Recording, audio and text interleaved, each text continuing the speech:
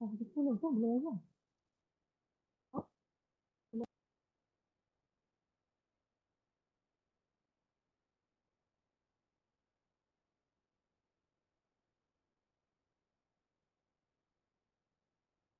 Assalamualaikum, boleh dengar tak?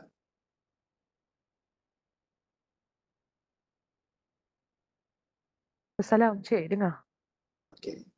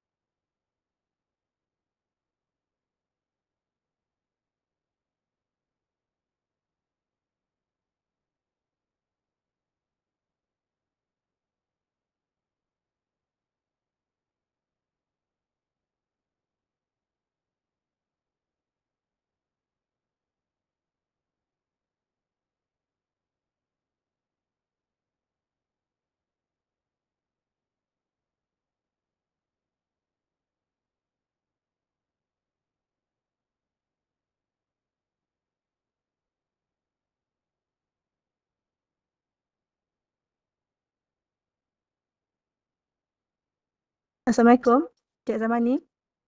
Boleh kita start sekarang ke? Waalaikumsalam, boleh.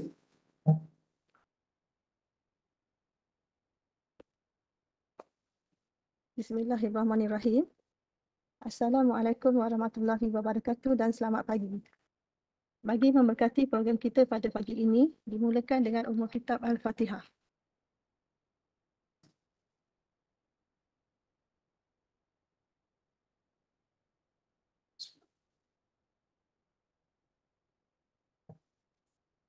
Amin amin ya rabbal alamin. Yang dihormati Teknologis Muhammad Zafizi Rahmat, Ketua Timbalan Pendaftar, Pejabat Timbalan Net Chancellor Pendidikan dan Inovasi, serta tuan-tuan dan puan-puan yang dikasihi sekalian. Untuk makluman semua, pagi ini kita akan mengadakan webinar Pendidikan dan Inovasi bagi siri yang keempat tahun 2024 yang bertajuk Persembahan Slide Efektif dan Berimpak Tinggi. Tajuk ini akan disampaikan oleh penceramah jemputan kita iaitu Encik Zamani Umar Hussein, Ketua Bahagian Infrastruktur UiTM Cawangan Selangor.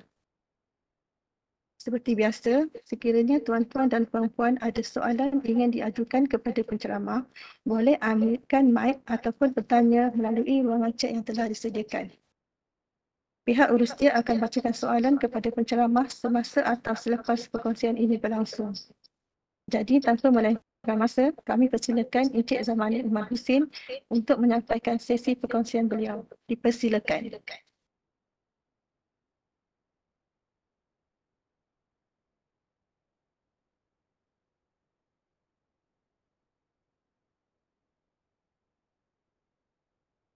Assalamualaikum warahmatullahi wabarakatuh. Terutamanya kepada semua peserta pada hari ini. Boleh dengar suara saya? Boleh? So, pertama sekali saya ingin mengucapkan ribuan terima kasihlah kepada pejabat TNC Pendidikan Inovasi kerana sudi menjemput saya. So, untuk hari ini sebenarnya saya lebih kepada sesi perkongsian lah.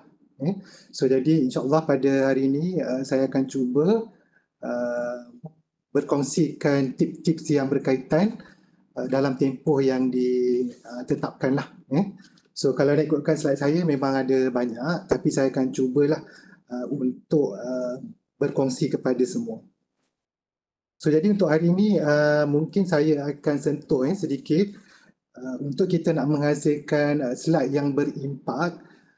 Beberapa perkara kita kena perlu lakukanlah.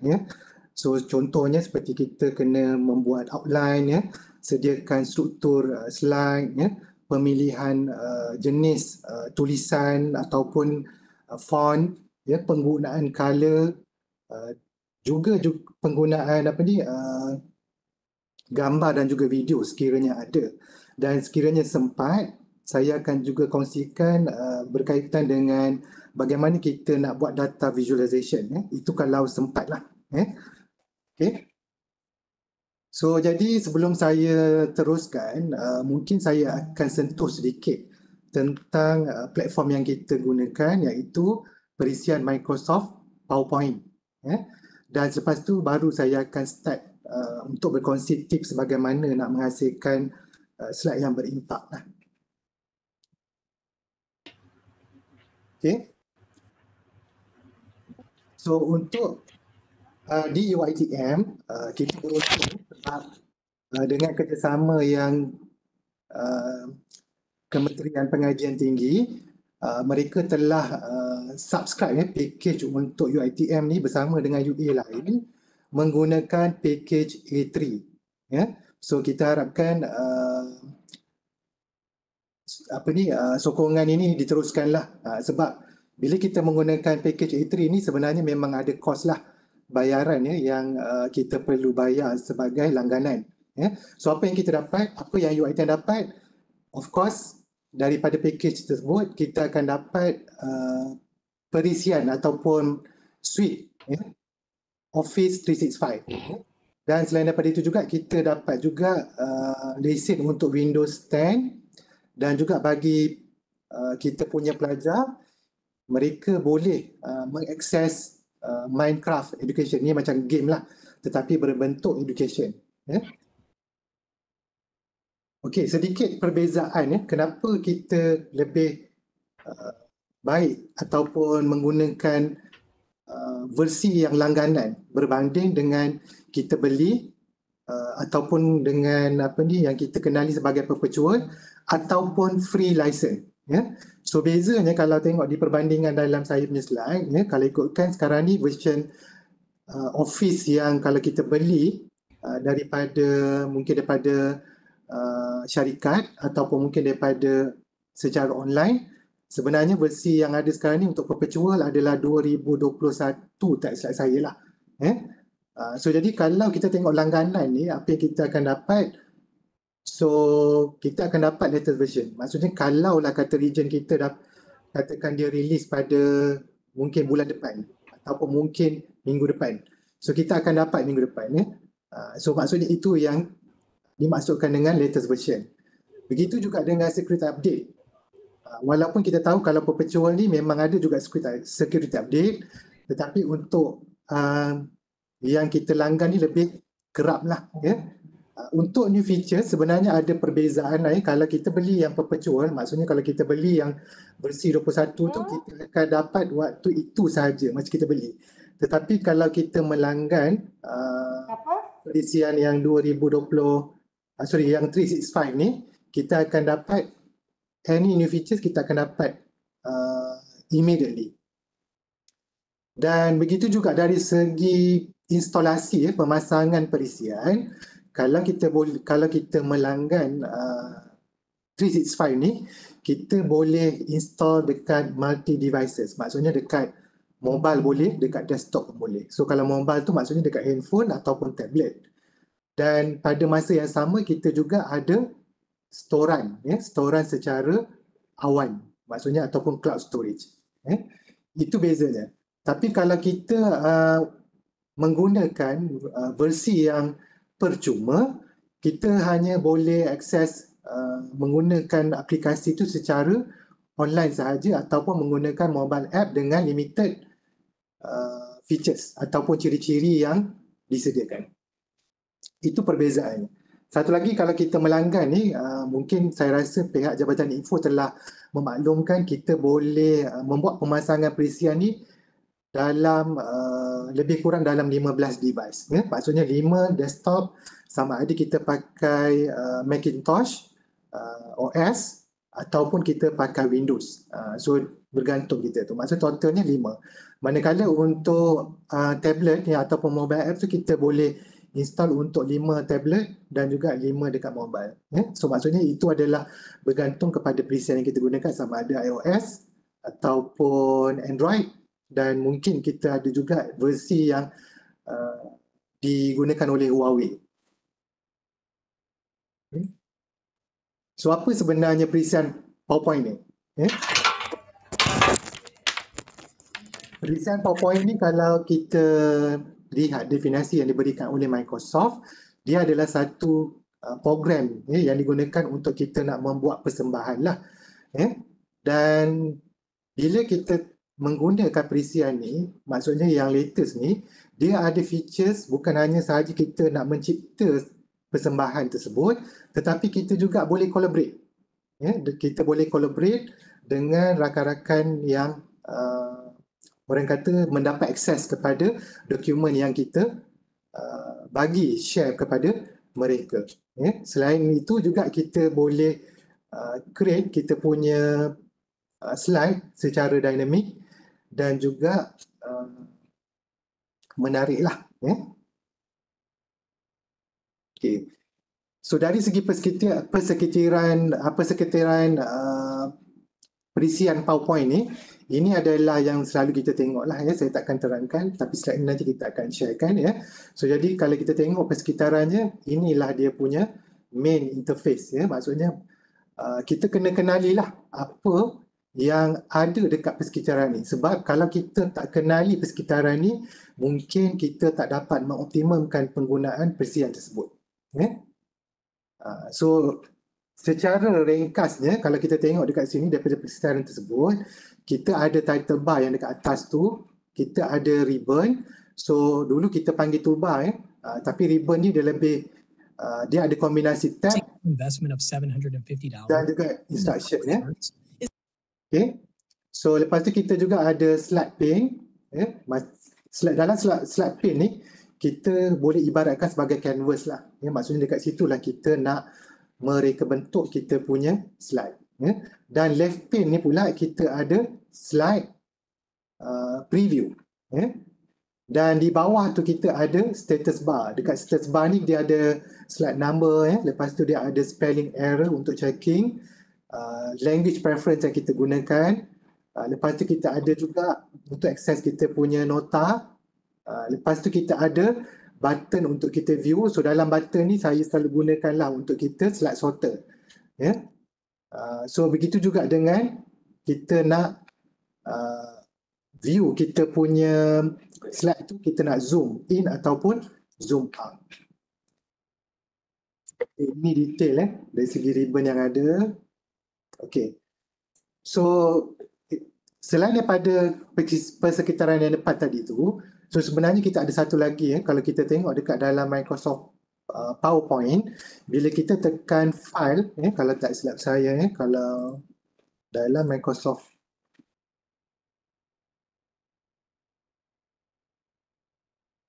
so bila kita access file ni, so ini kita panggil backstage.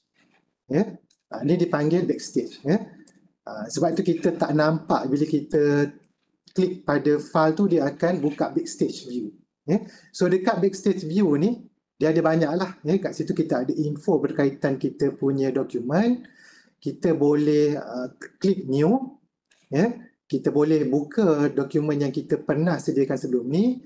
Kita boleh simpan dokumen ataupun kita nak simpan sebagai format lain. Ataupun kita nak cetak, kita nak kongsikan dokumen, kita boleh juga export dokumen kita kepada dalam format yang lain, contohnya dalam bentuk video. Kita boleh juga close. Close ni hanya untuk kalau contohnya kalau kita ada buka beberapa file PowerPoint, bila kita klik close, maksudnya kita boleh close dokumen yang kita nak tutup.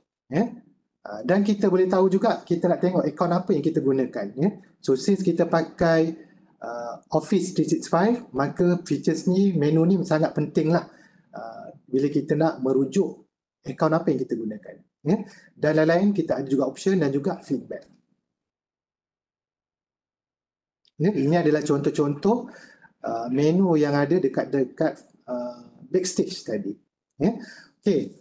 So untuk PowerPoint ni sebenarnya kita bukan boleh hanya menghasilkan slide presentation, tetapi berdasarkan pengalaman saya, kita juga boleh buat booklet, yang mana kita boleh buat e-book, kita boleh buat brochure, kita boleh buat poster, kita boleh buat name tag. Mungkin kalau dulu kita pernah juga buat kios, sebab feature-features yang ada dalam PowerPoint ni memang membolehkan kita membuat kios yang paling simple, tanpa memerlukan programming multimedia yang orang kata lagi canggih lah. Sebab tak semua ada technical knowledge, macam mana kita nak menghasilkan kios. Begitu juga macam kita nak menghasilkan banting, banting yang kita boleh minta pusat percetakan untuk cetak, pun kita boleh buat. Sebab dalam Microsoft PowerPoint ni dia ada features yang boleh kita setkan size kita punya dokumen ataupun kita punya canvas.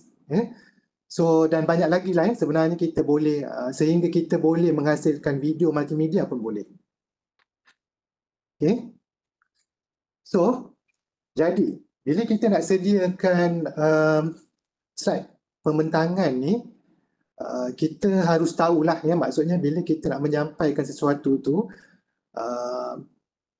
berdasarkan kajian yang dibuat, 65% kita ni adalah visual learners, manakala 30% adalah auditory learners, maksudnya yang fokus kepada pendengaran, dan hanya 5% saja berdasarkan pengalaman, maksudnya dia melalui sesuatu untuk dia belajar. So jadi kalau kita tengok kat sini, PowerPoint ni boleh dikategorikan sebagai satu tools lah, untuk kita nak menggunakan apa orang kata kaedah macam mana nak tangani 65% tadi tu, 65% visual learner. So jadi apa dia punya apa orang kata ingredient untuk kita nak menghasilkan sesuatu slide yang orang kata berjaya lah. So ada 3 komponen kat sini. Yang pertama adalah of course content lah, kandungan. Maksudnya kandungan yang kita nak sampaikan kepada kita punya target audience. Yang kedua visual design. Maksudnya bila kita orang kata menggunakan slide ni, of course, daripada konten tadi kita kena visualkan dia.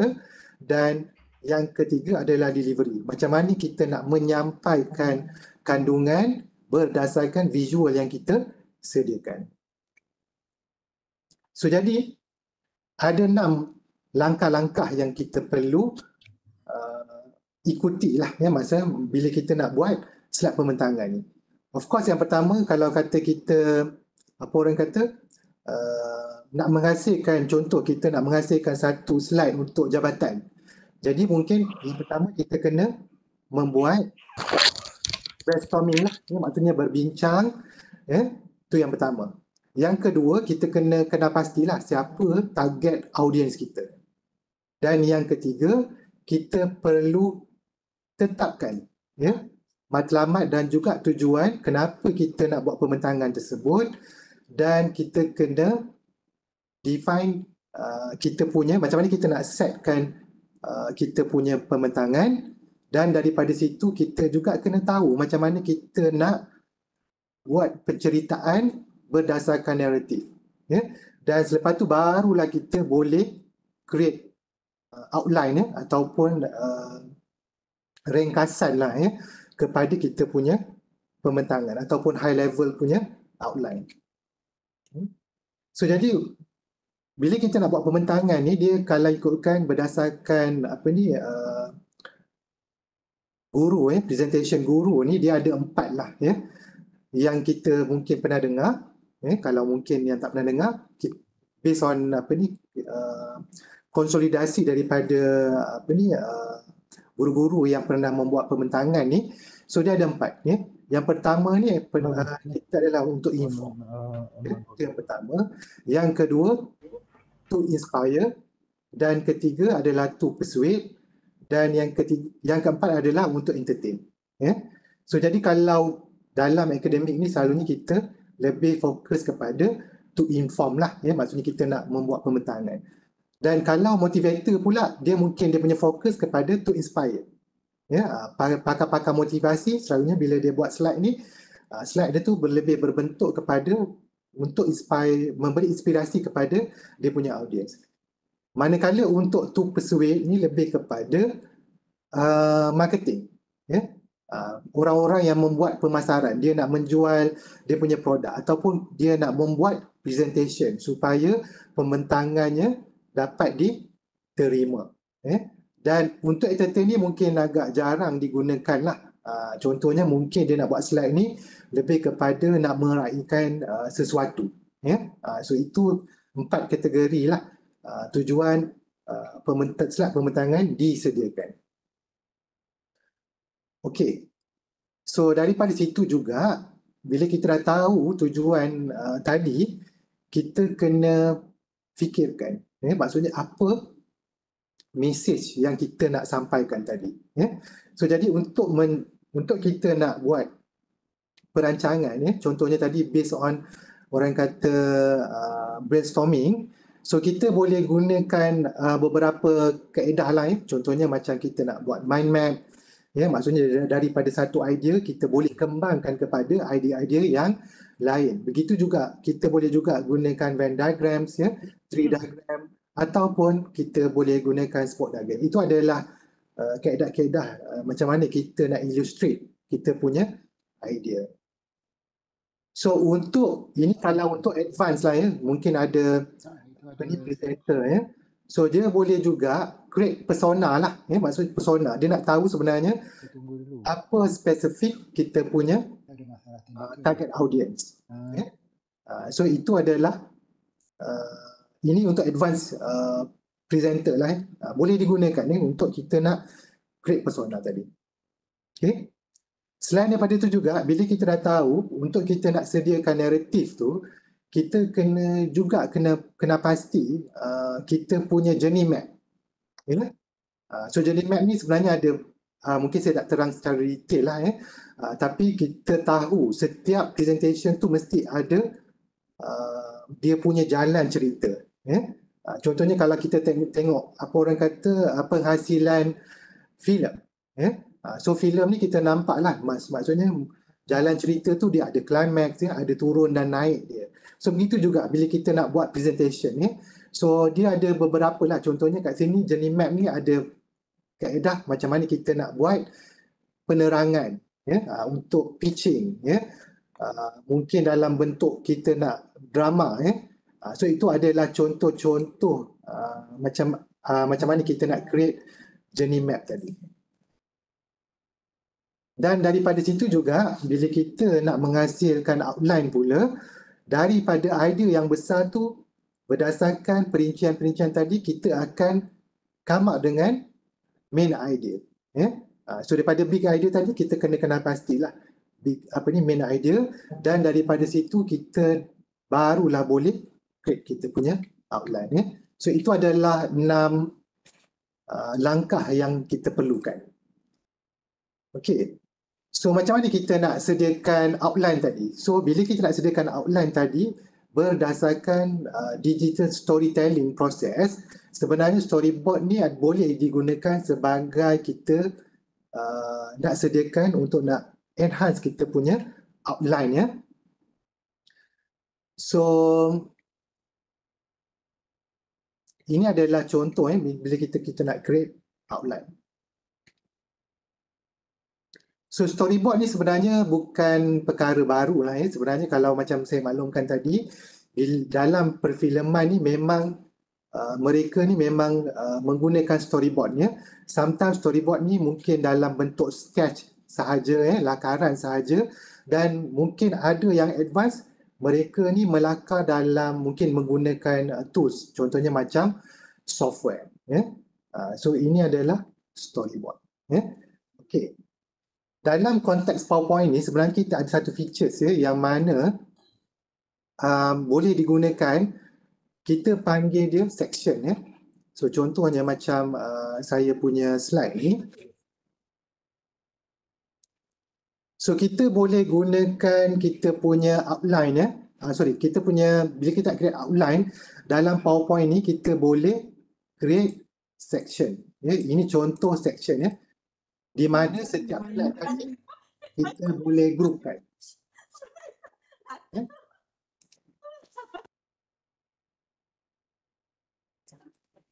Okey. So macam mana kita nak create outline tadi bila menggunakan kita panggil section ya. So bila kita create new slide, kita create new slide.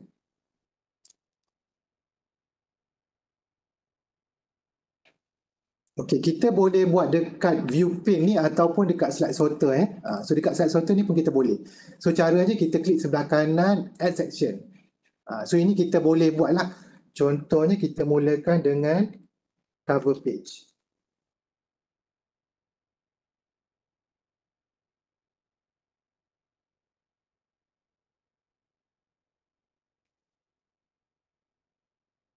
Okey, dan kalau kita nak tambah, kita boleh tambah. Contohnya lepas tu kita ada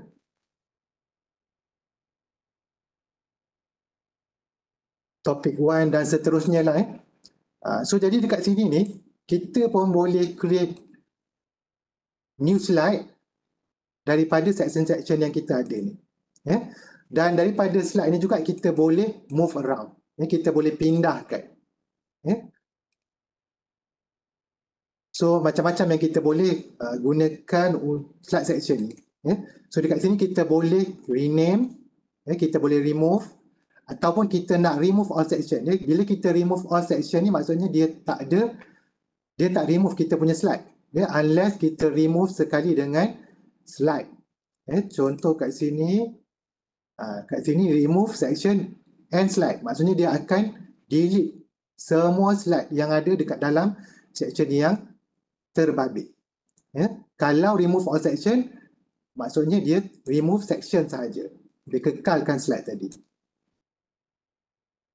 So itu adalah cara, tips yang saya boleh share lah. Maksudnya macam mana kita nak buat storyboard ataupun outline dekat dalam kita punya PowerPoint.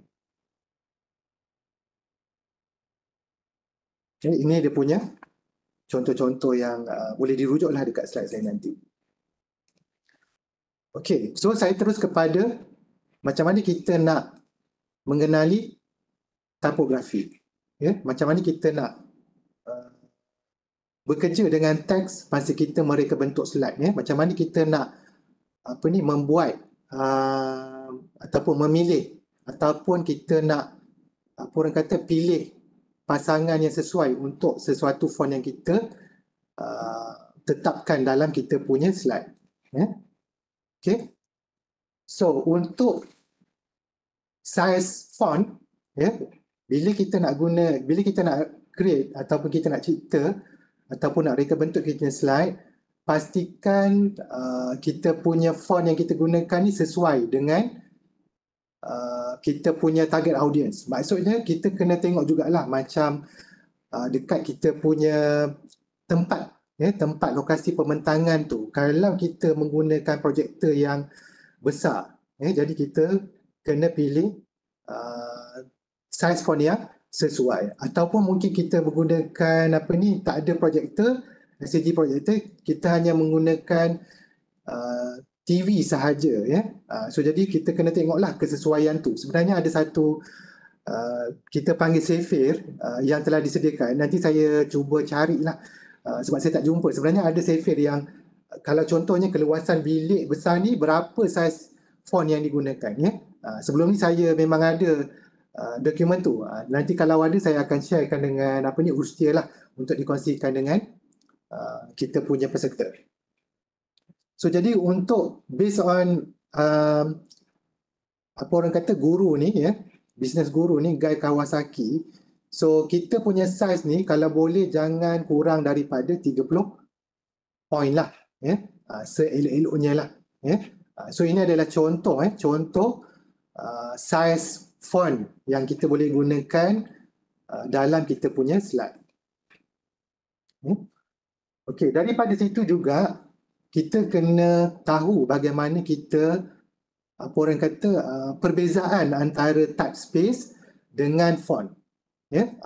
So kalau type space ni sebenarnya dia adalah jenis tulisan, dan kalau font ni sebenarnya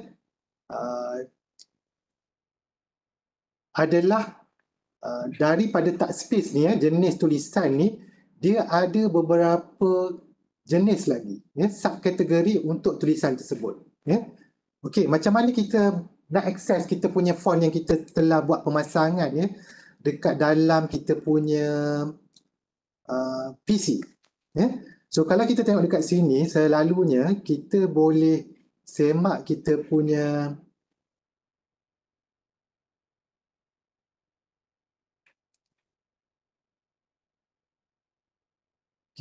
font ni dekat dalam Windows, dekat dalam folder Windows. So dekat nama folder dia font.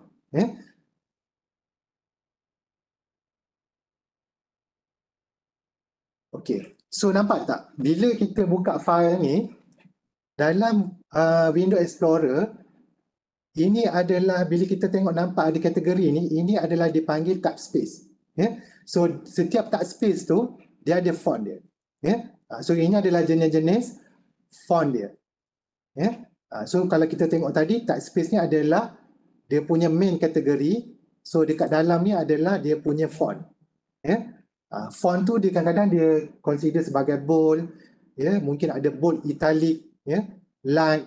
Jadi kalau kita tengok sebenarnya font yang kita gunakan dekat dalam kita punya slide presentation tu bergantung kepada file yang kita install.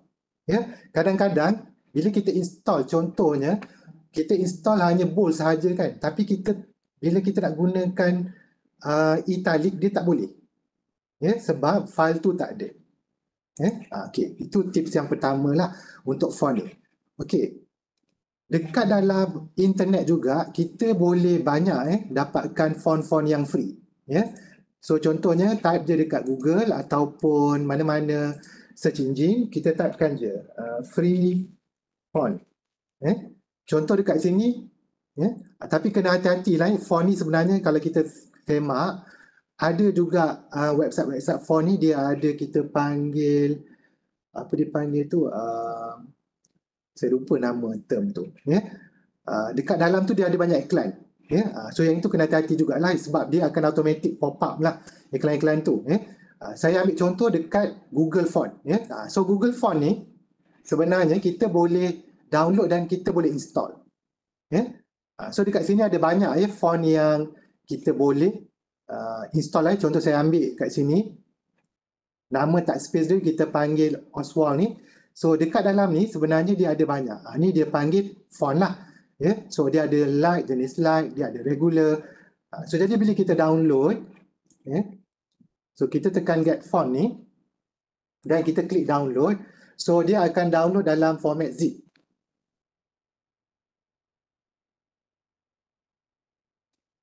So bila kita buka zip file ni, so dekat sini dia bergantung lah. Kalau macam ni dia ada cuma satu sahaja. So bila kita buka, kita boleh install.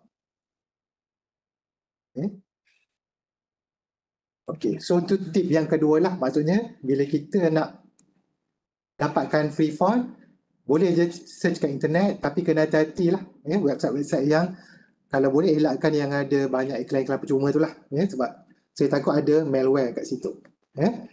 So itu yang dimaksudkan dengan touch space dan juga font. Okay, so tips yang seterusnya, macam mana kita nak pairing font. Okay, so dekat sini kalau kita tengok, pertama kita kena tahulah jenis font yang kita gunakan. Itu yang pertama. Yang kedua, kita kena make sure ada kontras. Bukan hanya warna saja, tetapi font ni pula ada kontras. So macam mana kita nak bezakan dia?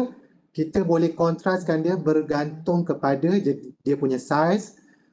Weight ni adalah ketebalan. Sama ada kita nak gunakan macam tadi bold, ataupun kita nak gunakan light, bergantung jenis font yang kita gunakan. Lepas tu ada spacing, style yang kita gunakan, sama ada macam contoh macam tadi lah, italic ke kan, ataupun bold, itu kita panggil style lah. Dan penggunaan color terhadap sesuatu font tadi. Consistency, ini pun adalah cara kita nak pairkan kita punya font. Kita kalau boleh elakkan menggunakan multiple font, type of font. Dan kalau boleh kita jangan mix. Sebab kalau kita tengok font ni sebenarnya dia ada mode juga. Dan yang keempat adalah berkaitan dengan content. Okey, dekat sini saya ada sediakan satu pautan. So pautan ni juga kita boleh rujuk. So dekat sini sebenarnya dia ada macam mana kita nak pairkan kita punya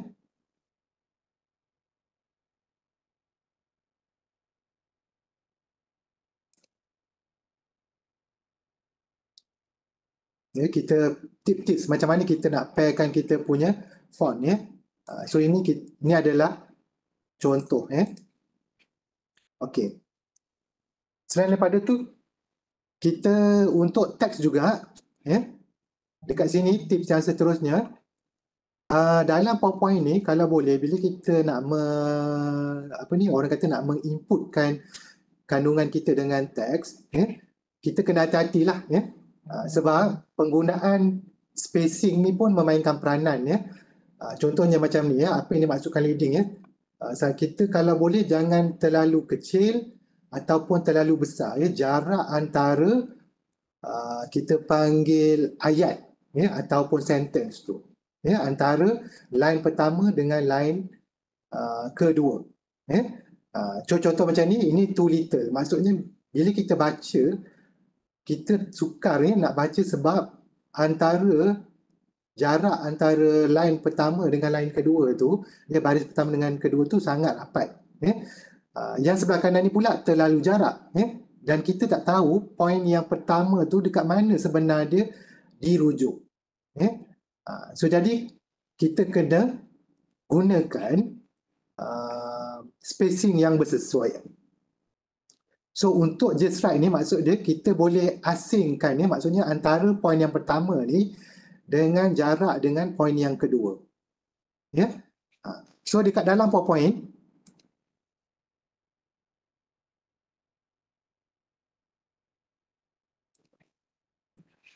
ini contoh.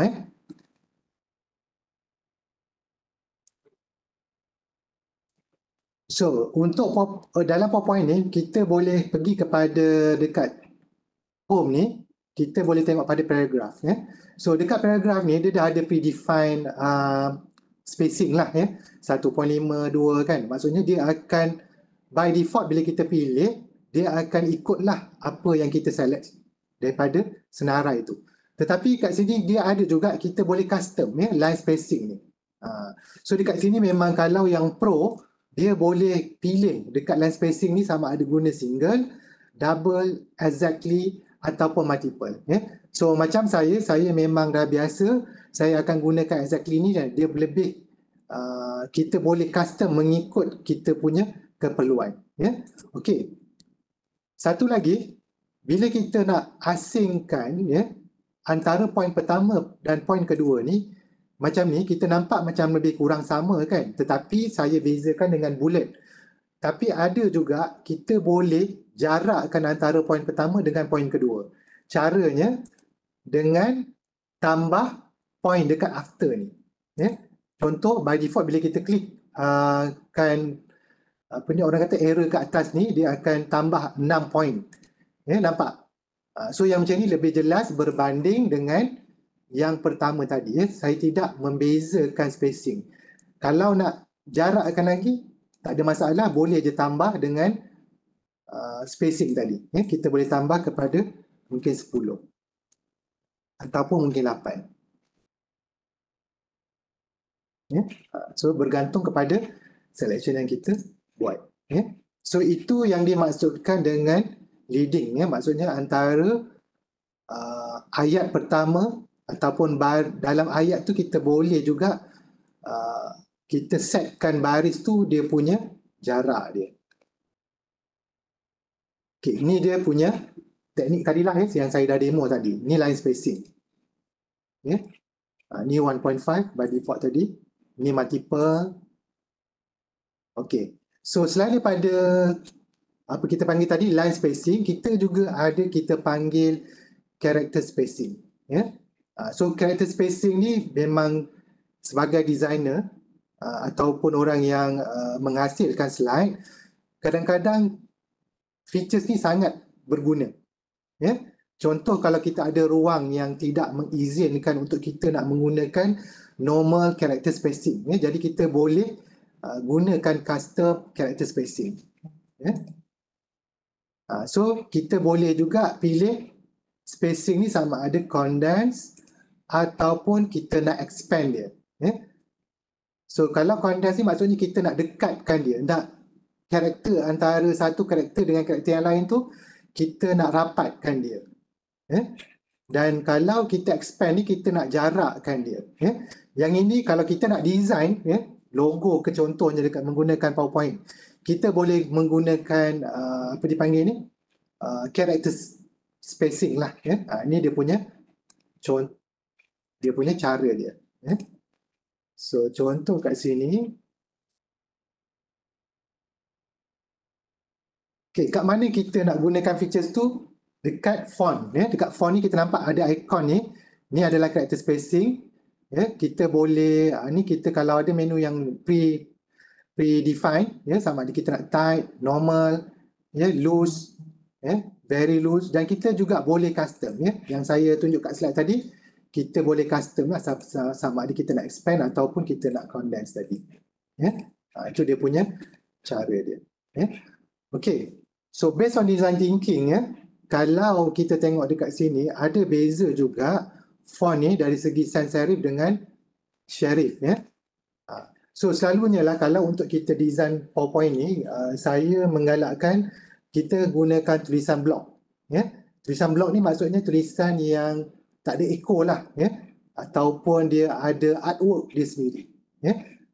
Contohnya macam kat sini, Times Roman ni kalau kita gunakan Times Roman ni, kalau kita tak gunakan bold, jarak penglihatan kita semakin jauh, ada kemungkinan huruf-huruf ni kita tak akan nampak. Sebab ada line-line yang nipis.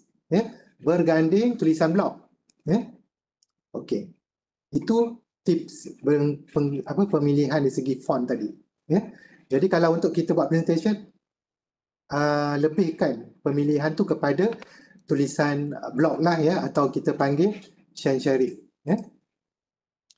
Okey, tips terusnya juga bila kita nak buat hasilkan kita punya slide, kalau boleh kita ada koleksi kita punya font sendiri. Contoh dekat sini presentation guru Gar Renoff ni, bagi dia hanya ada lebih kurang dalam 6 jenis font ya. So dekat sini adalah kombinasi tadi tu yang tulisan block dengan yang orang kata Syarif tadi lah ya. Tapi bayangkan kalau kita gunakan tulisan macam ni mungkin adalah mungkin ada design yang kita nak gunakan ni ada kepada slide-slide tertentu sahaja ya. Tapi kalau kita gunakan untuk semua kita punya content, mungkin ada kita punya orang kata teks yang bila kita present tu para kita punya audience tak nampak ya. Tapi tipsnya untuk nak kita cepatkan kita create apa presentation slide ni, kita kena ada orang kata koleksi kita lah ya. So jadi kita dapat hasilkan slide kita dengan cepat berdasarkan slide yang ada dalam font yang ada dalam koleksi kita. Contoh macam saya lebih gemar menggunakan Segowi UI ya. So kalau kita tengok slide saya, memang mana-mana presentation kebanyakan memang saya akan Segowi UI lah. So kenapa saya pakai itu, sebab dalam mana-mana Windows PC memang itu by default memang dah ada dalam Windows punya operating system. Okay, dekat sini saya ada juga sediakan pautan ya, cara pemilihan tadi tu. So ni kat sini pun boleh ya kita tengok typeface yang digunakan. Jadi dia ada font list, dia ada lookbook.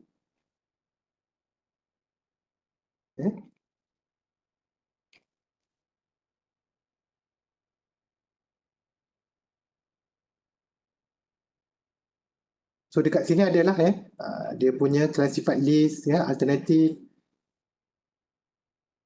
So ada contoh-contoh yang kita boleh rujuk sebagai designer lah. Okay, so dalam kita nak menyediakan slide juga, dia ada juga based on buku Slide Dog ni daripada Nancy Duarte ni, dia ada come up dengan kita panggil anatomy of the text hierarchy ya. So sama juga dalam slide kita kena bezakan apa orang kata tajuk dengan content ya. So yang kat sini dia panggil text hierarchy lah ya. So dekat sini dia banyak dia punya tips lah ya. Saya tak kongsikan, tapi nanti saya akan bagi juga link untuk download Slide Dog ni. So dalam konteks Slide Dog ni, kalau kita nak sediakan e-book ya, so saya prefer para audience menggunakan teknik yang digunakan lah ya. So dekat sini memang ada dinyatakan step 1 ni ya, dari segi penggunaan text hierarchy supaya kita punya dokumen ataupun kita punya slide tu nampak lebih profesional. Jadi kat sini kita nampak lah kalau untuk subtitle dia teks dekat bawah ni, kalau kita tengok dia tak berapa jelas ya, tapi sebenarnya dia adalah navigator. Kalau saya zoom, so dia ada navigator so dia ada section 1, section 2 so lepas tu dia boleh bezakan dengan color lah so itu dia punya, itu yang dimaksudkan dengan text hierarchy. Okay, dalam kita nak come up dengan data visualization juga, kalau kita tak gunakan dipanggil tu chart ataupun tables ya, kita boleh gunakan teknik impact matrix ya. Maksudnya kita cuba visualizekan apa yang kita nak nak tonjolkan ya dalam kita punya teks ya. Contoh kat sini ya, kita nak highlightkan peratus ya dalam teks kita tu berbanding dengan, contohnya kat sini kita nak highlightkan 68% berbanding 44%. Ini lebih penting ya. Lepas tu penggunaan color ya. So itu dipanggil impact matrix ya. Okay, seterusnya saya mungkin boleh gunakan macam mana kita nak menggunakan image seperti profesional ya. Orang yang memang orang kata profesional dalam design ya. So yang pertama, kalau boleh elakkan kita gunakan stock photo lah ya. Maksudnya stock photo ni bukan tak boleh ya. Dekat dalam internet pun bila kita search je memang banyak stock photo, free photo ya. Tapi kita kena pilih yang bersesuaian lah ya. Jangan kita ambil begitu saja. Dan image juga kita boleh ada beberapa beberapa kategori ya. So dekat sini adalah contoh-contoh yang kita boleh categorizekan ya. So bila kita nak design slide tu, kita kena tahulah apa image yang kita pilih. Ya, contoh yang pertama ni, ini adalah berkaitan dengan thematic image ya. So dekat sini dia tunjuk dia adalah kombinasi ya, orang kata artwork ya, dengan ekspresi ya. So ini adalah contoh ya, thematic image ya. So lepas tu kita ada juga image abstract ya. So dia menggunakan abstract ya. Contohnya macam line ya, bentuk objek ya, empat segi, bulat ya. So ini dia tidak menggunakan image-image yang macam tadilah ya. Okay. Seterusnya real life image ya. So contohnya kalau kita ada buat event, so kita nak buat presentation berkaitan dengan aktiviti kita, jadi kita boleh ambil real life image yang kita memang ambil dan kita gunakan dalam kita punya slide ya. So itu pun boleh dijadikan kita punya bahan ya, semasa kita nak menghasilkan kita punya slide pembentangan ya. Kita juga boleh menggunakan konsep ilustrasi ya. Contoh dekat sini, contoh ya, the power of network ya, kat sini ya, dia letakkan batu ni dan dia ada wave ya, yang digambarkan di sekeliling batu tadi ya. Kalau contohnya macam comfort zone ya, of course bila kita tengok batu ni kita tahulah bila orang pergi spa kan, so sebab itu dia letakkan kat sini comfort zone ya. So kalau kat sini pula we make the unclear ya, dengan sebelahnya kita nak tengok clear. So dia gunakan konsep blur dan juga tanpa ada orang kata effect ya, untuk blur tadi tu ya. So ini adalah dipanggil illustrating concept lah ya. Kita juga mungkin boleh menggunakan juga image-image yang lucu ya.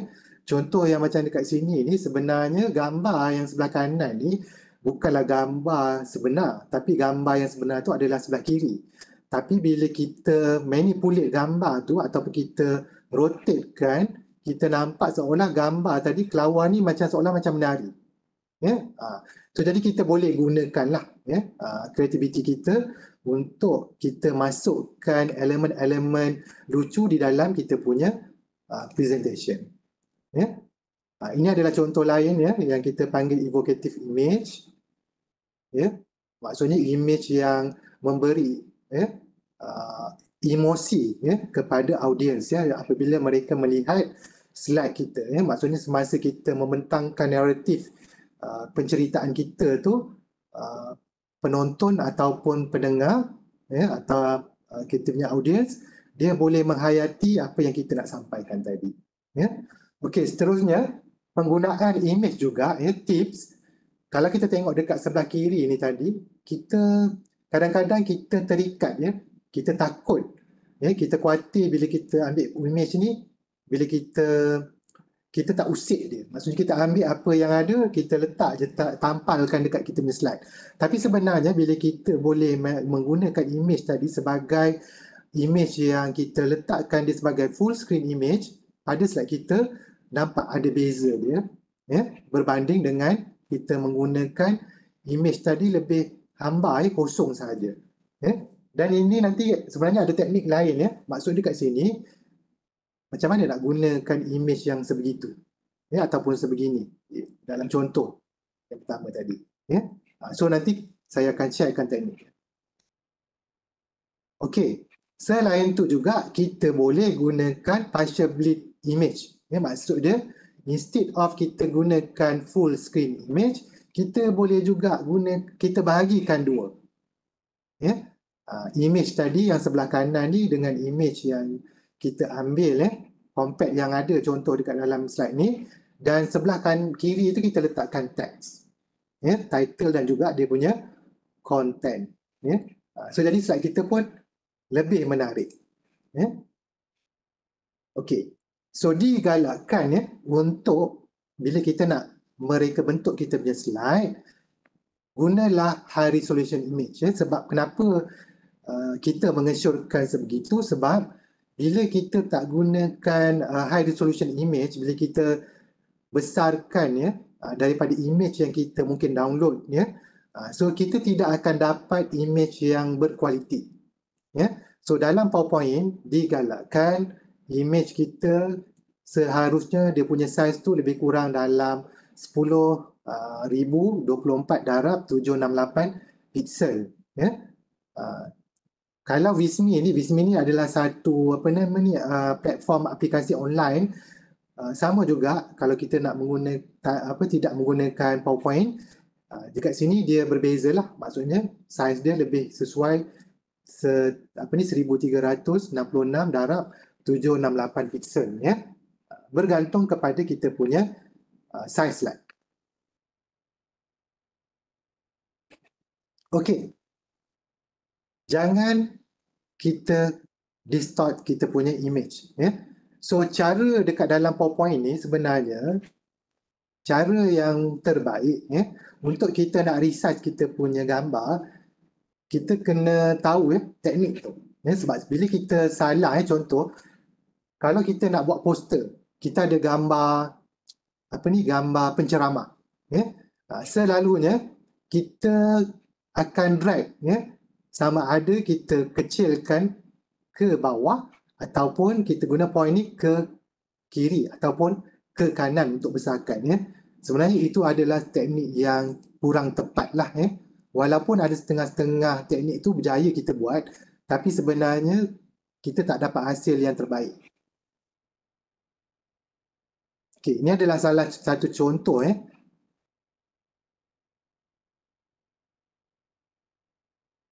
Okay, so bila kita nak resize kita punya image, pertama saya galakkan bila kita nak lock kita punya size, kita kena pergi dekat picture format ni untuk dapatkan extra menu ataupun arahan. So klik kat sini, kita akan dapat extra menu ni, format picture.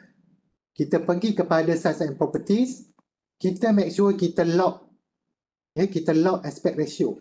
Sebab kalau kita tak lock, kita tak akan dapat, contoh bila kita tak lock ni, nampak? Kita tak akan dapat lock size yang kita nak. So jadi kita kena lock supaya nampak kat mana cursor kita, mouse kita, dia akan lock mengikut dia punya proportion yang dikalkulate secara automatik. So itu teknik pertama lah. So jadi kalau contoh kalau kita nak buat poster penceramah, contohnya macam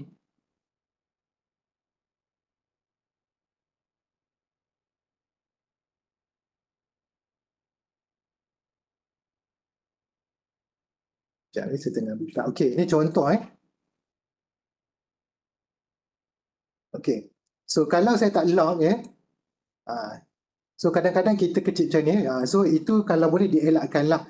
Sebab kadang-kadang kita tak nak body shaming orang lah kan, sebab mempunyai diri tu kadang-kadang dia tak selesa bila kita gunakan kadang-kadang image tu kita nak kuruskan, melainkan atas kebenaran dia lah. So jadi make sure dapatkan kebenaran dia sebelum kita nak tubah. Jadi kalau kita nak resize tu, make sure kita lock. So jadi bila kita lock tu, insyaAllah image tu akan kekal. So itu adalah teknik menggunakan size ni bila kita nak resizekan lah. So itu maksud dia. Okay, cropping. Okay, cropping ni juga sebenarnya kalau kita pandai menggunakan teknik ni, sebenarnya macam-macam yang kita boleh hasilkan ataupun kita dapat menghasilkan slide yang lebih menarik. Okay, contoh yang dekat sini, do and don'ts bila kita nak cropping. So ini adalah contoh. Sebenarnya bila kita tengok apa yang kita nak sampai kat sini adalah metalworking. So bila kita tengok kat sini, kita nak fokus kepada metalworking tu. Maksudnya orang tu tengah bekerja dengan besi, bukannya model tu. So jadi kat sini kalau kita nak crop, daripada gambar asal ni, tetapi kita nak crop di lokasi yang berkenaan sahaja. contohnya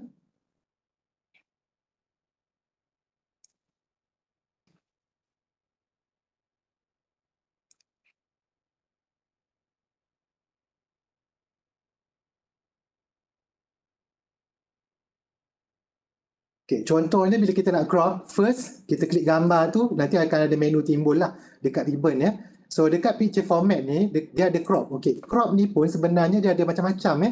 So contohnya kat sini kita boleh, kita kena klik crop dululah. Kalau tak crop tu, kita tak boleh pun nak adjust dia punya gambar kat dalam tu. Dekat crop ni juga kita boleh pilih size yang kita nak gunakan ni, sama ada kita nak bulat, nak segitiga, dan bermacam-macam lagi font yang bukan font, kita punya shape, bentuk yang kita nak. So dekat sini pun kita ada lagi berbagai fungsi-fungsi ataupun ciri-ciri yang kita boleh gunakan. So jadi kat sini contoh kalau kita nak crop, kita boleh ni menggunakan macam ni. Kalau kita nak fokus kepada yang inilah. So ini kita boleh gerakkan. So sebenarnya bila kita crop, sebenarnya kita tidak original image kita tak usik. Maksudnya bila kita nak dapatkan balik tu tak ada masalah. Contohnya kalau macam tadi, bila saya dah besarkan, mana cursor saya ni?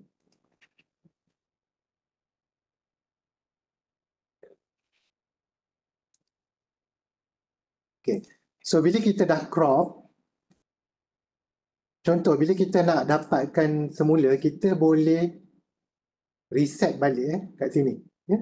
Kita nak apa? Fill ataupun nak fit. So automatic lah bila kita boleh fit. Walaupun tadi image yang original tadi kita dah besarkan. So sebenarnya banyak je teknik yang kat sini kita boleh gunakan. Contoh lain yang dekat sini ni contoh ni saya gunakan shape yang lain. Tapi gambar tu, nampak gambar tu besar. So original size kita boleh je gunakan. So kita akan dapat image yang menarik lah. So bukannya kita kena pergi orang kata keluar dia gunakan software lain, kita kena macam contohnya macam Photoshop ke ataupun mungkin Illustrator ke kan. So macam saya sendiri pun saya tak mahir lah secara pro menggunakan software-software yang saya maksudkan tadi tu. Tapi dengan PowerPoint ni kita boleh manipulate gambar tadi seperti mana yang kita nak. So itu maksudnya cropping image tadi. So ini pun sama juga. Ini contohnya do and don'ts. Use one image per slide. Ini digalakkan lah kalau boleh satu image satu slide lah. Tapi kalau kita tak dapat, mungkin kita ada beberapa gambar yang kita nak share, jadi sebenarnya tak ada masalah. Kita boleh gunakan, kita panggil apa teknik tu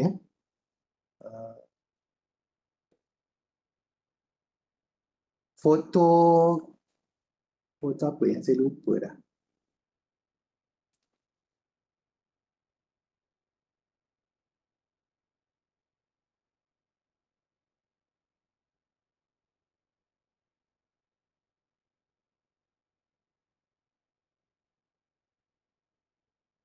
Dipanggil picture gallery lah. So kita susun tu macam kita panggil photo gallery ataupun picture gallery. Contoh, tapi kita lebih kemas kalau kita contoh yang dibuat dalam slide ni lah. Berbanding kita letakkan dia orang kata dalam bahasa kasarnya bersepah lah. So jadi kita boleh kemaskan kita punya layout tu menggunakan teknik photo gallery ataupun picture gallery. Seterusnya macam mana kita nak combine image dengan teks So jadi kalau kita tengok kat sini sebenarnya ada berbagai teknik lah untuk kita nak gunakan. Ini adalah contoh-contoh yang kita boleh combine gabungkan teks dengan image. So yang pertama, kita boleh gabungkan teks kita dengan picture yang ada ruang, kita panggil ruang kosong. So jadi kalau kita dekat dalam apa tadi tu, stok foto yang kita boleh download tadi, so jadi kita boleh pilih lah. Maksudnya kalau contoh kita nak gabungkan gambar dengan teks. Jadi pilih gambar-gambar yang ada ruang kosong. Ya. Supaya ruang kosong tadi kita boleh letakkan teks. Dia tak kacau. Ya. Maksudnya dia tidak akan bertindan dengan kita punya teks. Ya. Itu yang dimaksudkan dengan image with a lot of empty space. Itu yang pertama. Ya. Tips yang pertama untuk kita combine teks dengan image.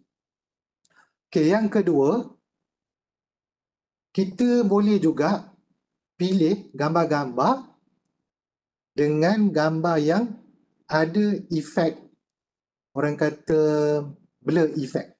Ya? So blur effect ni sebenarnya kita boleh buat juga dalam PowerPoint. Ya? Contoh, saya ada gambar apa ni yang sangat orang kata jelas lah. Contoh bila kita ambil gambar aktiviti kan. Gambar aktiviti tu memang bila kita capture menggunakan kamera ataupun kamera digital, menggunakan phone ataupun kamera digital, mungkin gambar tu memang kalau kita nak letak teks tu kita tak nampak. Jadi kita kena gunakan teknik blur. So teknik blur ni dalam PowerPoint kita boleh gunakan layer. Contoh.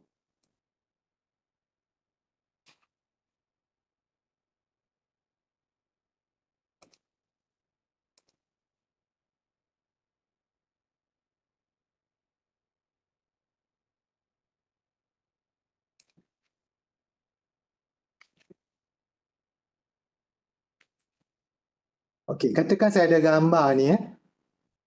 So untuk gambar ni,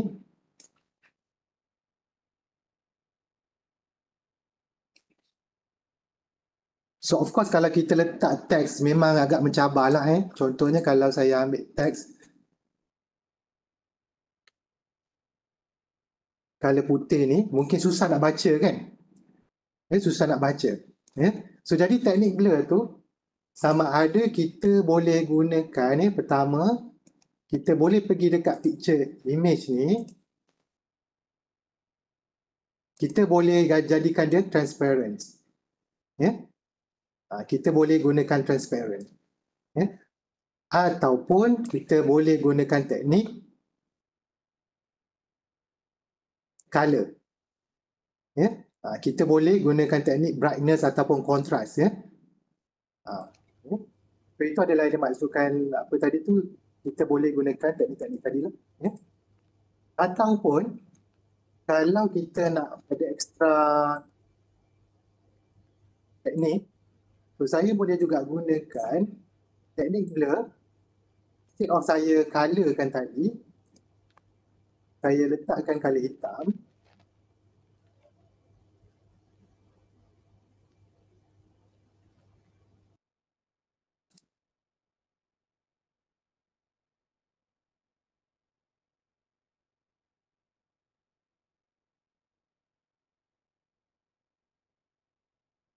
So kita pun boleh guna macam ni. So bergantung kepada background tadilah. So itu adalah teknik blur.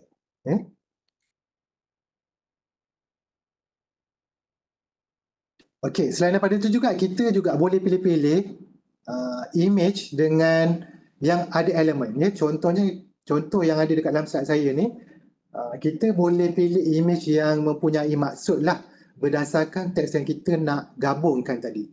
Contoh kat sini, bila kita tengok tajuk ni berkaitan your business. So jadi selalunya bila kita tengok perkataan business ni, kita selalu kaitkan dengan orang yang memakai blazer lah.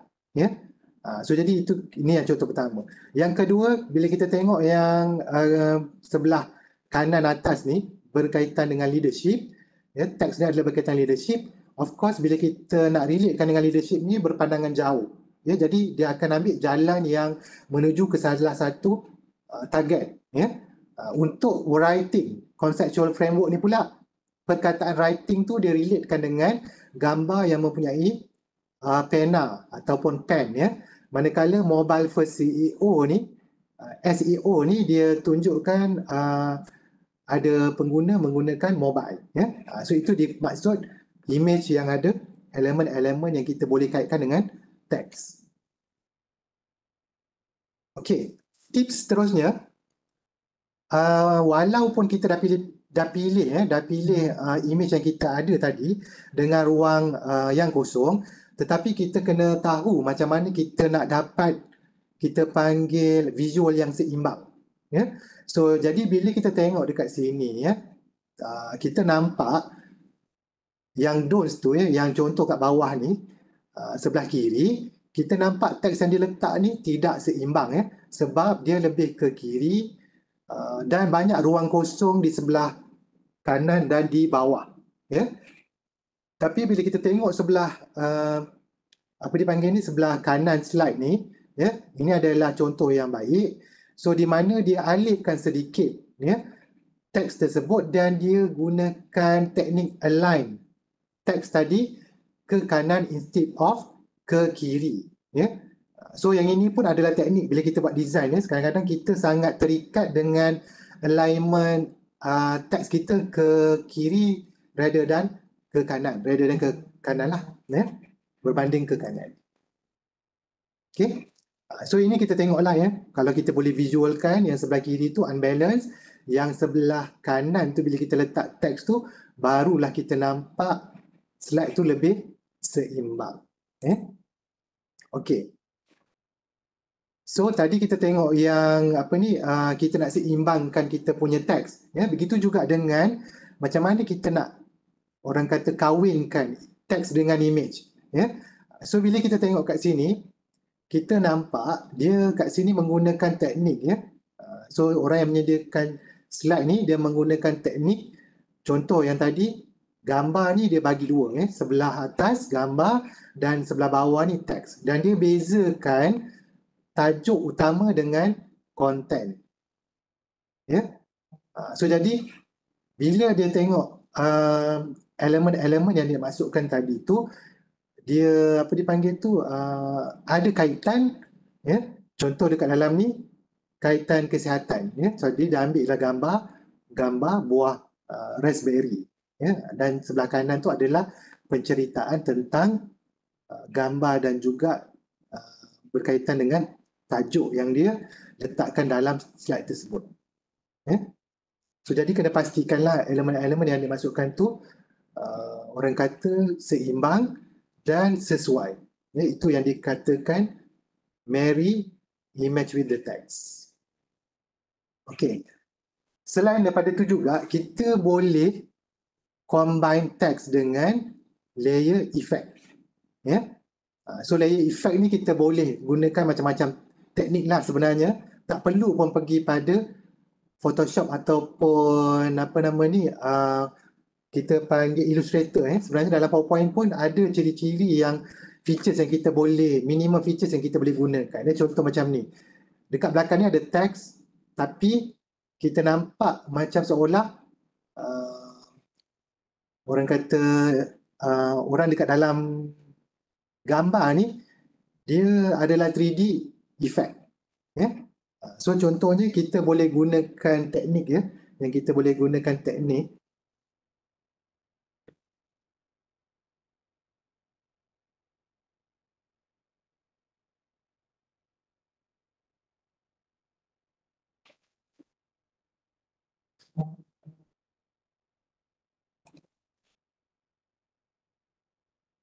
minta maaf ya, saya terkeluar daripada ni tadi.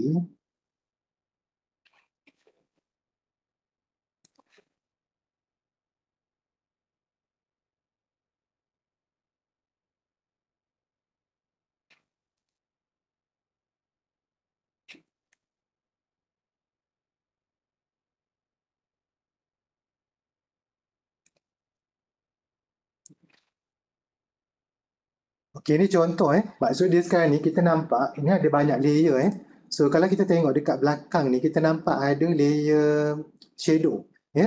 So itu yang dimaksudkan dengan teknik bila kita nak buat yang tadi tu, kita boleh layerkan menggunakan picture format ni dekat picture effect. Ya, kita letakkan shadow lah yang bersesuaian ya.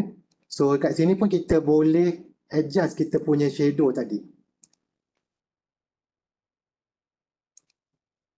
Contohnya kita nak besarkan dia. So bergantung kepada kesesuaian yang kita nak buat.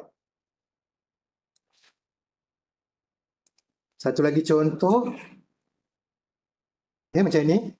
So kita nak nampak ni pun saya menggunakan teknik shadow jugalah. So maksudnya pergi dekat shape, sebab ini shape dia bukan image.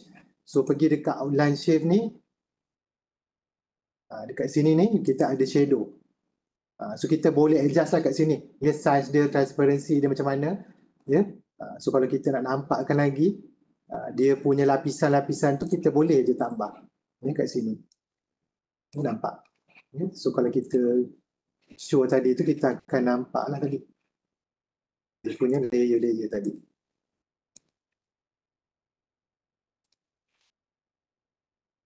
Okay. So dari segi placement effect pun kita boleh gunakan teknik ni. Maksud dia contoh yang macam travel ni, instead of dia letakkan huruf ni melentang macam biasa, tapi dia letakkan dalam bentuk vertikal, menegak. So bergantung kepada kreativiti lah. Sebab kalau kita tengok dekat dalam slide ni, sebenarnya kita boleh rotate kita punya. Contoh macam ni kan. Instead of saya letakkan secara konvensional sama ada letak sebagai macam ini, tapi saya boleh letakkan dia sebagai saya rotatekan dia. Maksudnya kat sini ada features untuk rotate. So itu bergantung kepada kesesuaian lah yang kita nak gunakan. Okay. So ni overlay. So overlay ni pun kita boleh gunakan. Maksudnya macam penggunaan gambar teknik. So ini menggunakan teks sebenarnya. So saya dah berapa lama lagi masa saya takut banyak lagi. Mesti ada setengah jam lagi ke? Ke dah habis?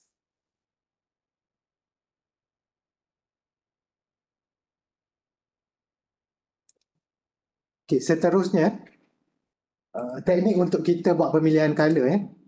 So habis dekat image tadi.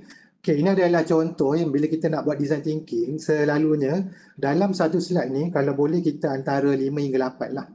Ini adalah color contoh, bukanlah yang perlu dirujuk. Tak, maksud dia dalam sesuatu slide tu seboleh-bolehnya kurang daripada 5, maksimum 8 lah. Tapi tu pun kira dah banyak sebenarnya. So bila kita nak pilih color ni sebenarnya kita kena faham lah. Maksudnya dalam teknik pemilihan color ni dia ada color ni boleh diletakkan dalam 3 kategori. Maksudnya monokritik, analog dan juga complementary. So jadilah untuk yang ini ni kalau kita tengok kat sini sebenarnya dia dah ada satu tools kita panggil color wheels. Color wheels ni juga kita boleh dapat dekat dalam internet. So jadi bila kita bercerita tentang color, so tadi kita tengok ada 3 kategori. Color ni pula terwujud daripada tiga komponen utama dia. Primary color sebenarnya adalah color kuning, biru dan merah. Untuk primary color. Untuk secondary color dia adalah kombinasi color antara primary color. Contoh kat sini merah dengan biru, kuning dengan biru, kuning dengan merah. Itu dia maksud dengan secondary color. Dan untuk tertiary color pula dia adalah color daripada kombinasi beberapa color primary dan juga color secondary. Itu adalah contoh dia. So mungkin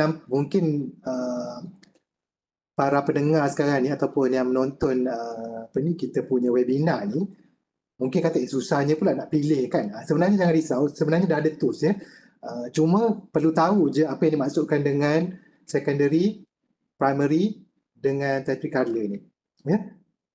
So color juga dia ada color nuance. Nuance color ni selalunya dibezakan dengan dia punya tints dan dengan shade. Kalau tints ni dia lebih banyak color putih, kalau shade ni dia menggunakan color hitam. Contohnya bila kita nak buat bayangan ataupun shadow, selalunya dia akan kita boleh gunakan color hitam lah. Shadow selalunya macam bayang-bayang tu kita menggunakan color hitam. Color juga dia ada color apa orang kata warm dengan cool color. Color panas dengan color sejuk. So jadi kalau tengok dekat slide ni color-color yang panas ni selalu kita Encik boleh Zamani, ya saya. maaf Encik, jam dah menunjukkan 11 suku pagi. Encik Zamani ada beberapa slide terakhir lagi ke? Sebab Ada webinar saya. kita ni selama 1 jam sahaja. Ya, okey. Saya cuba habiskan ya. Okey. So ini adalah color yang apa orang kata membezakan ni color panas dengan color terang.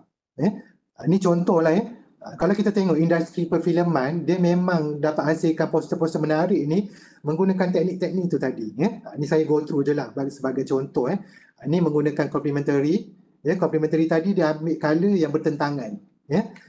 Yang ini pun color bertentangan tetapi dia ambil dua color dengan satu bertentangan. Ini pun sama. Ini semua poster-poster ni bukan poster saya yang apa ni dibuat-buat, tak, memang poster yang memang digunakan secara official. Contohnya macam Aladdin ni daripada Disney kan. Ni iklan McDonald dia menggunakan apa ni bukan triad, dia panggil tetradik, 4 color yang bertentangan dua color yang bertentangan.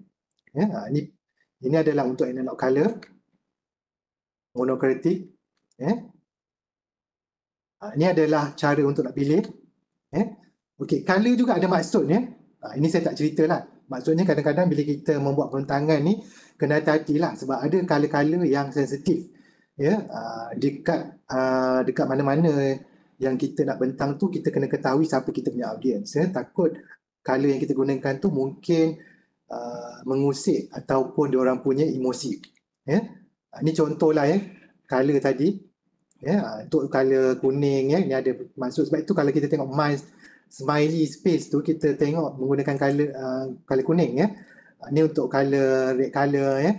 So macam UiTM kita boleh gunakan apa ni, kenapa kita pakai color warna violet ni sebab menunjukkan royalty. Kalau dulu kita tengok color ni, color ungu adalah color yang mahal sebenarnya bila kita nak menghasilkan warna yang warna ungu tu. Mungkin boleh tengok dokumentari lah. So jadi dulu raja-raja dulu memang menggunakan color ungu ni untuk kesultanan mereka lah. Okey, color scheme juga ni adalah orang kata apa ni site yang you boleh gunakan lah. Ini salah satu contoh yang saya dah buka. So jangan risau untuk nak pilih color ni, senang je, pergi je dekat ni, visit dekat Adobe Color ni salah satu ni. So dekat sini memang dah ada lah, nampak kita boleh pilih analog monokritik so jangan susah-susah, pergi dekat website ni boleh pilih. So ini adalah contoh, kita pun boleh adjust. Kita boleh adjust. So jadi ini contoh macam mana kita nak pilih color. Ni keep it simple. Kalau boleh dalam satu slide 3 color sahaja. Jangan pilih banyak color. Lepas tu gunakan 60, 30, 10 rules. Itu yang tadi itulah yang kita nak bahagikan kepada macam apa ni, kat mana kita nak letak teks. So spread dia punya color tu throughout the content. Nampak? Dia tak gunakan color tapi dia gunakan color-color tadi dekat dia punya slide. Okey, untuk nak gunakan color palette ni pun sebenarnya dalam PowerPoint ni sebenarnya kita boleh gunakan satu teknik ni, contoh bila kita dapatkan color ni daripada, so senang sahaja. Contohnya kita nak teks ni saya nak ambil color warna merah ni. So pergi dekat sini, pergi kat teks ni, pakai eyedrop ni. So eyedrop ni akan automatic dia akan tukarlah. Sebab ni saya pilih shape. So dia akan pergi belakang. Tapi kalau nak pergi font, pilih dekat tag font ni. So itu contoh lah saya kena laju ni contoh dia lah Okay, kita boleh juga gunakan teknik untuk kontras So ini pun ada kat dalam PowerPoint how to create visual So ini dia teknik lah So ini color yang dimaksudkan tadi, color warmer tadi nampak kalau gelap kat belakang ni kita gunakan kena kontras lah, color yang lebih terang kalau color putih maksudnya teks kita lebih gelap ni guna kontras contoh kontras ni dia gunakan 2 color saja, 3 color, hitam dengan background dia color hitam putih So yang ini lebih kepada color pastel Okay, ini yang rule focal point kita boleh gunakan grid dalam PowerPoint dia ada guna grid. Kita boleh susun. Ini yang kita panggil narrative space emphasize sikit elemen tadi tu contoh dia. Create coherence design repeated. Ini penting dalam PowerPoint ni, repeated elements ni penting. Dari segi color, icon, tulisan ini color skill untuk nak guna color skill. Proximity pun penting juga. Ini contoh lah sebelum dengan selepas kita kena susun. Contohnya macam tajuk ni kena dekat lah dengan teks. Kalau caption kena dekat gambar. Itu dipanggil proximity. So ini yang maksud repetiting tadi. Maksudnya kena, contohnya kalau kita guna theme color merah, kena color merah. Ini kalau color purple maksudnya kita ulang balik semula elemen-elemen yang kita gunakan tu supaya lebih profesional. Okay. So itu sahaja untuk hari ini yang saya boleh kongsikan lah. So saya pulangkan kembali kepada kita punya Rustia.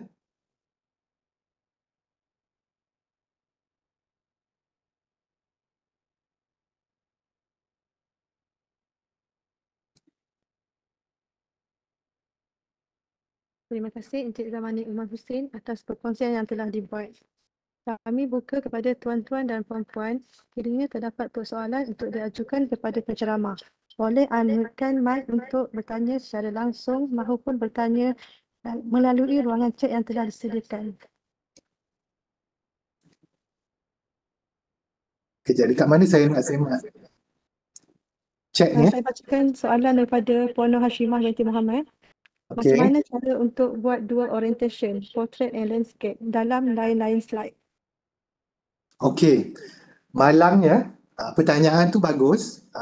Sebenarnya untuk dalam slide ni dia tak boleh. Kalau kita tengok orientation untuk slide ni memang dia boleh. Kita boleh custom kita punya slide ni dekat design kita boleh custom tapi kita tak boleh asingkan. Sama ada kita nak slide ni ada portrait ataupun landscape. Dia tak macam dalam Microsoft Word, di mana dalam Microsoft Word tu kita ada section kan tertentu. So dekat dalam ni memang setakat ni saya cuba tak boleh lagi lah. Okey, harap terjawab soalan tu. Okey, soalan seterusnya daripada Puan Nur Laila binti Mak Zain. Skrin PowerPoint saya tak ada cloud kat ribbon. Ribbon Cik Zamani ada cloud. Bagaimana boleh ada perbezaan ya? Dekat mana tadi? Apa tadi? Cloud? Skrin PowerPoint cloud kat ribbon. Okey, ni ribbon. Sekejap, Dia kata ribbon Cik Zamani ada cloud. Saya pun tak ingat. Saya clarify tu Cik Zamani yang tu Creative Cloud tu. Sebelah kanan. Sebelah. Oh, yang tu, ini. Kenapa saya tak ada? Okey, yang ini sebab saya install Adobe. Adobe maksudnya preset Adobe yang UiTM apa ni yang bekalkan, tapi kena mohon dululah dekat e-units.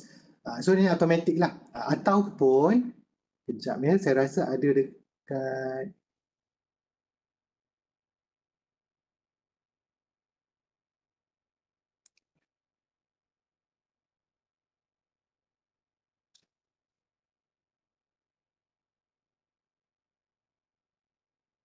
kejap, saya sebelum ni saya nampak macam ada satu apa ni menu apps. Takut dah tak ada dah.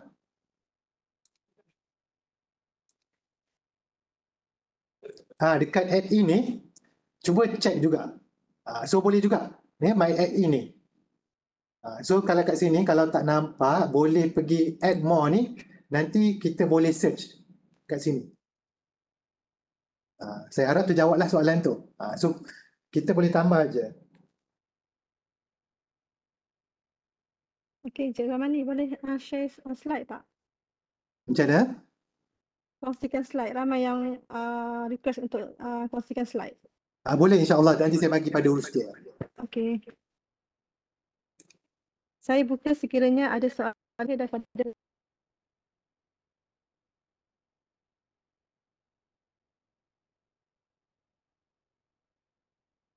lagi, saya akan akhiri program kita pada hari ini. Ribuan terima kasih diucapkan kepada Encik Zamani Umar Hussein atas kesediaan menyampaikan sesi perkongsian beliau dengan tajuk Persembahan Slide Efektif dan Berimpak Tinggi. Diharapkan perkongsian ini dapat memberi manfaat dan faedah kepada semua dalam usaha menambah ilmu pengetahuan dan kemahiran yang baru. Kami juga mengucapkan terima kasih kepada tuan-tuan dan puan-puan yang setia menanti sehingga ke penghujung program pada hari ini. Tuan-tuan dan puan-puan dijemput untuk mendaftar kehadiran melalui imbasan QR Code dan pautan link yang akan kami paparkan sebentar lagi. Akhir kata, kami memohon maaf sekiranya terdapat keterlanjuran kata dan kekurangan sepanjang mengendalikan webinar PI ini. Semoga kita dapat bertemu kembali dalam webinar yang akan datang. Dengan itu, saya sudahi dengan wabillahi taufiq wal hidayah. Wassalamualaikum warahmatullahi wabarakatuh.